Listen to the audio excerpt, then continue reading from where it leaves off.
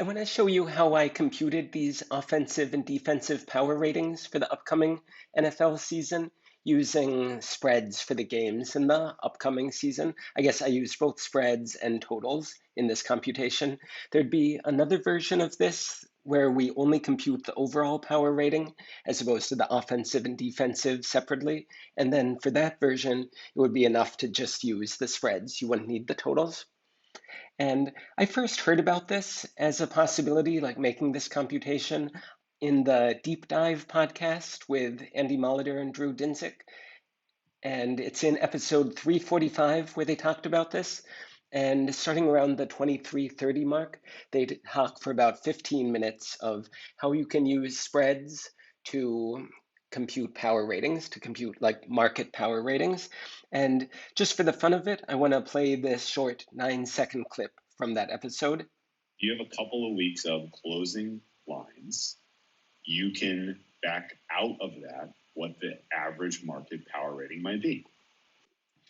And so that's exactly what I want to show in these videos. And if all you care about is the computation and you think like I go a little too slowly, then skip to the third video. And in the third video, I'll try to just make the computation as quickly as I can from start to finish. And you can always backtrack if there's something you're missing from the earlier videos. But I think if you haven't thought about like this method of doing linear regression before, I think it'll be hard to understand where the equations I'm using are coming from. And so the point of the first two videos is to motivate the equations I'm going to use. And in the Deep Dive podcast, Drew talks about how to do this in Excel. And I've also seen some YouTube videos of doing something similar in Excel. I haven't seen any similar videos for Python, and so that's what I want to show here. And all of these tools that I'm using are free, and you can also edit them yourself by following the link that I'll post under the video description. And when you follow it, it should come to something like this. And then it won't let you edit it here. Okay, like if I try typing, it won't let me edit it, but you can click duplicate and then register for a DeepNote account, and then you'll have access to it. Or if all you want is the spreads portion that I'm using, okay, which is arguably the hardest part to get, then you don't even need to register. You can just follow the link, go over here to the files section, then click here and click download. And I tested and it does work even if you're not logged in. Okay, good. So let me explain what my conventions are for these power ratings. So I think the overall power rating, I think this is pretty well known, or it's like there's a standard convention. So for example, this New Orleans 1.3, that means that on a neutral field against an average team, they would be favored by 1.3 points. Okay, or if you have two 1.3 point teams playing against each other on a neutral field, then by default, you would expect them to score the same amount of points, okay, in the game to end in a tie. I think it's maybe less standard what I use for the offensive and defensive power ratings. I tried doing some searches, but I couldn't find like a standard convention, so I'll tell you what my convention is. So for example, this 1.44, that means that against an average team on a neutral field, we'd expect Dallas to score, well, what does 1.44 points mean? In this case, it means that many points more than the average score. Okay, and I computed the average score as 23.82. So maybe it'll make more sense if I give an example, and I'll give it for the first game of the upcoming season, where it's Dallas at Tampa Bay. So Tampa, they have an offensive power rating of 4.25. Dallas has a defensive power rating of negative 0.52. So the difference between those is 4.77. And so that means on a neutral field, we'd expect the Tampa offense to score 4.77 points above average. Then Tampa is also home, so we should add something for home field advantage. And I don't know if this is the standard way to do it or the best way to do it, but what I did was I assumed that half of home field advantage goes to the offense and half of home field advantage helps the defense. So in this case, I added half of this 2.11 to this offensive computation, and I got 5.83 approximately. And that's how many points above average we'd expect Tampa to score. So if we want to know just how many points would we expect Tampa to score, then just add that to the average score, to this 23.8. And the linear regression method that I'm going to show you, that will also compute this home field advantage number of 2.11. It's easier than that to compute the average score. I'll show that to you later in this video. And so probably like as humans, what we care most about is this 29.6 number. But as far as the equations we're going to use, it's a little more elegant, I think, for us to use this 5.82 number of like how much above average or how much below average. And I mean, part of the reason I like that is so then if like everything was a zero on the left-hand side, then we also want to have a zero, like score exactly average on the right-hand side. And so just so the coefficients that I use later look familiar, this computation that we just did to get 5.8, that was 1 times Tampa offense power rating plus -1 times Dallas defense power rating plus 0.5 times home field advantage. And it's a similar computation for Dallas's offense in Tampa, and we get that Dallas is expected to score 23 points. So once we have that, we can get the spread, just subtract the Dallas score from the Tampa score, and we get that Tampa should be favored by 6.6. And if that was all we cared about, then we could have used the power rating directly of this 5.46 minus 0.92, and then plus home field advantage 2.11. And if you do that computation, you should get the same thing of 6.6. If all we have is the power ratings as opposed to these segmented ones for offense and defense, then I don't think we can use that to get the expected score. But once we have the expected score, then we can get the expected over-under, and just by adding them. So in this case, we get 52.65. And as a reality check, as of yesterday, July 16th, the actual numbers at Pinnacle were 6.5, so that matches perfectly to our spread, and 51.5, which is about 1 point lower than the spread we computed. And so that is how you go from offensive and defensive power ratings to spreads and totals. And then the difficult part of these videos is how do you go in the other direction? How do you go from spreads and totals to offensive and defensive power ratings? And so that's what I'll show you, like the entire computation in the third video. So for now, let's just import some data. So let me import the library that's called pandas as PD. And that's the most common library for working with spreadsheet type data in Python. And then let me name a data frame, which is the main type of object in pandas. Let me call it df underscore spreads for data frame spreads. And we're going to get that from this July 16th spreads CSV file. Okay, and let's look at it and see what kind of information is in there. So this contains home team, away team, spread, and total.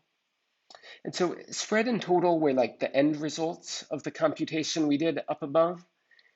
And an intermediate step between that was getting the Tampa score and the Dallas score. So here, where we're going in the opposite direction, let's go from the spread and the total to the Tampa score and the Dallas score, or more generally to the home score and to the away score. So let me show you how to do that. So let me call this, how about score home? And formula for this, oh, and I should say that my convention is that a positive spread means the home team is favored, and a negative spread means the away team is favored. And that helps this computation work out better. So the formula is total minus spread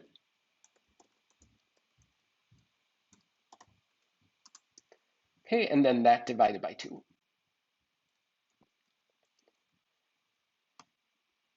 Oh, and I did it wrong, plus spread.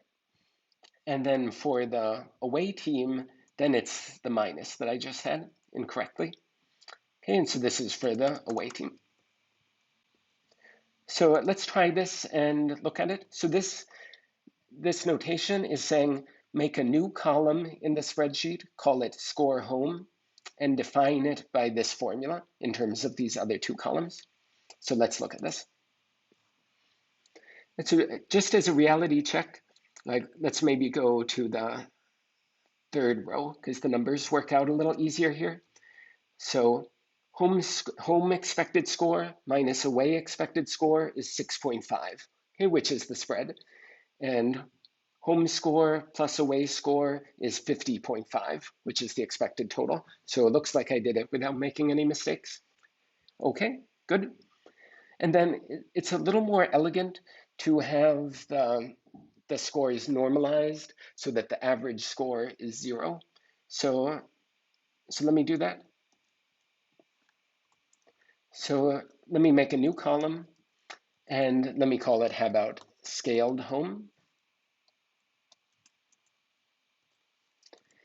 And now here, I want to subtract whatever number is like the average score for every team. And so how can we get that? Well, maybe I should have done this first. So each entry in the total column represents 2 scores, represents the home score plus the away score. So if I add all of those up,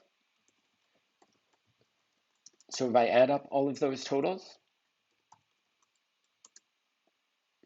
let's see what I get. Okay, I get this number.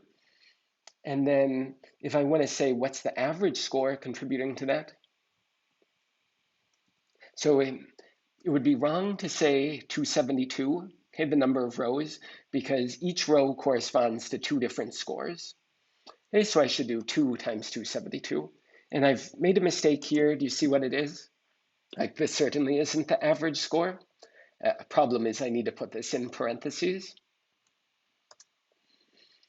And it would be a little more robust instead of saying 272 to say the number of rows, okay, which length gets me that, length of the spreadsheet. Okay, and that 23.82, okay, that's this average score that I have here. And let's name that. Let's call it mean score. Okay, and now I can do what I wanted to do before and subtract off the mean score from score home, and I'm going to call the result scaled home for like this is a scaled score. Yeah, I looked up whether you can use the word scaled when it's adding rather than multiplying, and I think you can. I didn't find a totally definitive answer. And then the scaled away will be the same thing, but using the away score. And then again, let's look at the result of this spreadsheet computation. So we should have 2 more columns. Yeah, we have this scaled home column and this scaled away column. Okay, so that, for example, this is saying that Tampa is expected to score 5.4 points above average in the opening game against Dallas. And this is saying that Dallas is expected to score about 1 point less than an average team. And maybe the last thing I'll do in this video is just most of this information I do not need. So like up here, I'm eventually trying, and I don't think I've emphasized this enough, we're not going to find perfect values of Tampa offense, Dallas defense, home field advantage. Like we might be able to find exact values for a single row, but once we look at all 272 or 2 times 272 rows, we're not going to find exact values. And so what linear regression does is that gives a way not to solve it exactly necessarily, but to find like what's the closest we can come to solving it exactly. And so the things we're going to need are like what teams we're playing, and we're going to need what was this scaled score for both the home team and the away team. And we're not going to need this other stuff. The other things were needed only to compute the scaled home and the scaled away scores. So let me make a smaller data frame called a df sub for like sub data frame. And I'll say this should come from df spreads. And I wanted to just use team home, team away, scaled home, scaled away. And sometimes I get these strange errors where it says like you are taking like too many nested brackets one after the other. And what it says is like you're trying to assign something that isn't really a data frame. And so one way I've found to avoid that sometimes is to put a copy afterwards. And that's like saying make a whole new data frame that in this case only contains these 4 columns. And I see I forgot one set of brackets. So inside of the outermost brackets should be a list, and so I make that list using these inner brackets. So let's try that and look and see if I did it okay. So here again we have a length 272 data frame, but now we have just these 4 different columns. And so in the next video, what I'm going to do is I'm going to show an like the formulas we want to eventually solve, and B, I want to show like some much simpler formulas and show an example of how to solve those in Python using linear regression and the library called scikit-learn. Okay, yeah, thank you for watching.